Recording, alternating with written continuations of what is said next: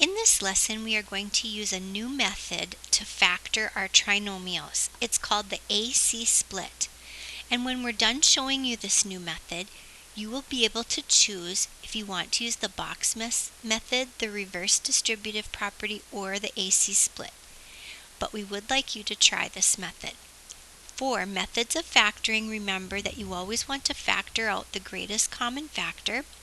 Make sure your leading coefficient is positive, and then you may choose using either the reverse distributive property, the box method, or the AC split. You will get to choose. Now, when we have a trinomial written in standard form, we want to make sure you understand that the leading coefficient has a label of A, the coefficient of x has a label of B, and the constant term has a label of C.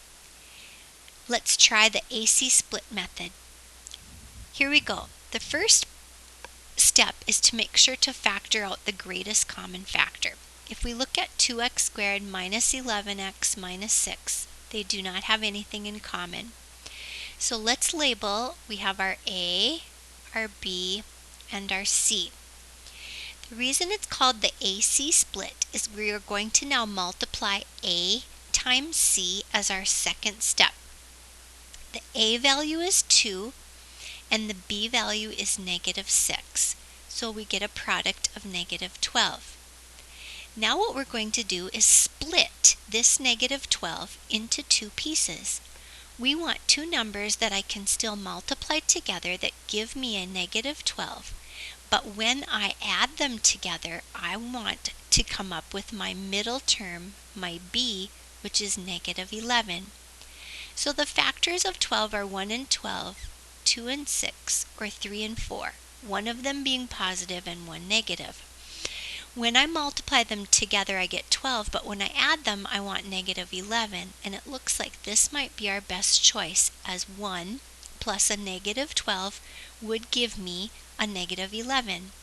So right now, negative 12 plus 1 gives me a negative 11. I'm going to do the split. So I keep my A, which is 2x squared. I'm going to split the B into these two pieces, negative 12 and a positive 1x, and I'm going to keep the C. Now what I need you to take a look at is see how familiar these four pieces are.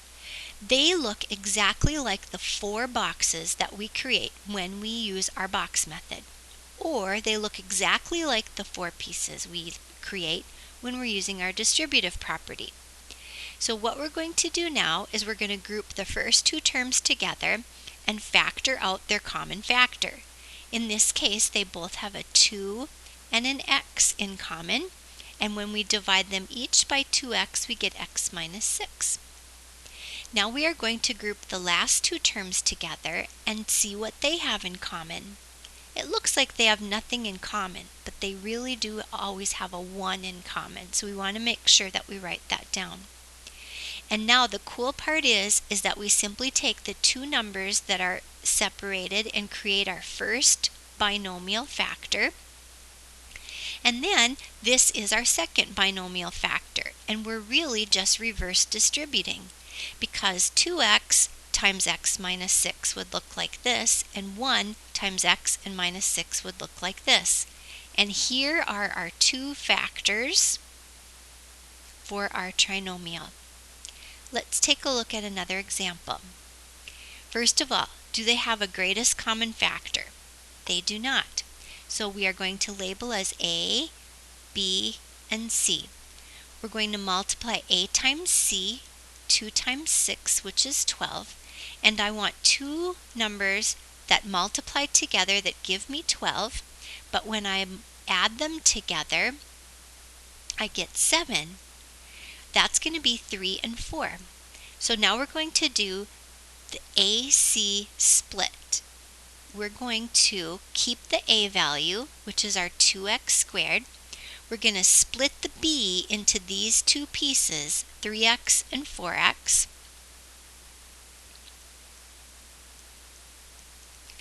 And we're going to keep the C, which is 6. We're going to pair the first two together and decide what they have in common, which is an x, and we'll divide each of them by x. We're going to pair the second two together and decide what they have in common, which is a 2, and we are going to divide 2 from both of those. Now we take the two separate pieces to create our first binomial factor, and our second binomial factor is right here, 2x plus 3. Please check to make sure that this factor is exactly the same, because it is the reverse distributive property, and so it needs to be that way. If not, there's a mistake somewhere that you need to fix. Take a look at letter B. Let's find the greatest common factor. The greatest common factor would be 1, so we don't need to worry about that. Let's label A, B, and C. We're going to multiply A times C, which is 2 times negative 20, and that gives us negative 40. Now we want to find two numbers that when I multiply them together I get negative 40, but when I add them together I get negative 3. So that's going to be a 1 and a 40, one positive and one negative. Nope. 2 and 20, when I add them together, one positive and one negative wouldn't give me negative 3. 4 and 10, nope, that wouldn't give me a negative 3. How about 5 and 8? Yes. So a positive 5 and a negative 8, when I add those two together, I will get a negative 3, and when I multiply them, I'll get a negative 40. So now we do the AC split. We keep the A, we split the B into those two pieces, into 5x and negative 8x, and we keep the C, which is negative 20. We group the first two numbers together and take out their common factor, which is x, 2x plus 5, 2x plus 5, and we group the second two together and take out what they have in common, which is a negative 4, and when I divide, I get 2x plus 5. So my common factors will be my x minus 4 as my first binomial factor, and 2x plus 5 as my second binomial factor. In our next example, we want to look for the greatest common factor. If we take a look, we have 60x squared plus 2x minus 2. We have a 2 in common for all of these, so we'll divide everything by 2, taking out the greatest common factor. So when I divide by 2, I'm going to get 30x squared plus x minus 1. In this case, I want to find my AC split. I'm going to do A, B, and C. Don't worry about my greatest common factor. We will put that in later. So we're going to do A times C, which is 30 times negative 1, which is going to give you negative 30. Then I need two factors of 30 that when I multiply them together I get negative 30, but when I add them together I get a positive 1.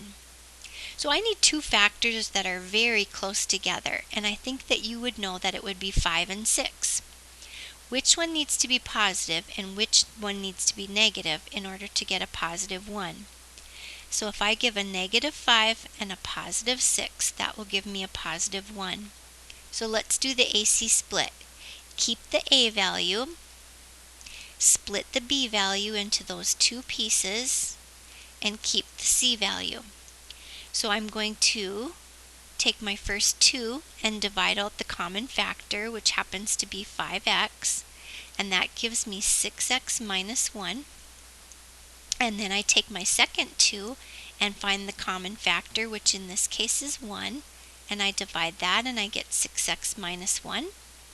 So my two factors will be 5x plus 1 and 6x minus 1, but we can't forget about the 2 as our greatest common factor that we divided out from the very beginning. So this now is completely factored using the AC split. Next, we have 3x to the fourth, 10x cubed minus 8x squared. We don't have a number value in common, but we do have a variable, which is x squared. So when I divide that out, I have 3x squared plus 10x minus 8. Practicing one more time the AC split. Here's A, B, and C. I'm going to multiply A times C. 3 times negative 8 gives me a negative 24. What two numbers can I multiply together that give me negative 24, but when I add them together I get a negative 10? So the factors of 24, we have 1 and 24. Those are too far apart. 2 and 12. If I add those two together, will I be able, if one is positive and one negative, have a sum of 10? Yes. So if I have a negative 2 and a positive 12, that's going to give me a positive 10. So now I split. I have my 3x squared, keeping my A. Now I split the B into negative 2x plus 12x, and I keep my C. I pair the first two together, and I see that they have an x in common. And I pair the second two together, and I see that they have a 4 in common. I take the x and the 4 to create my first binomial factor, and my 3x minus 2 is my second factor, and I can't forget about my x squared, which was my greatest common factor that I started with. Now we've factored completely our trinomial. To review, you can use any method you like. They would all work. Remember, we have now our new method called the AC split. We have our box method.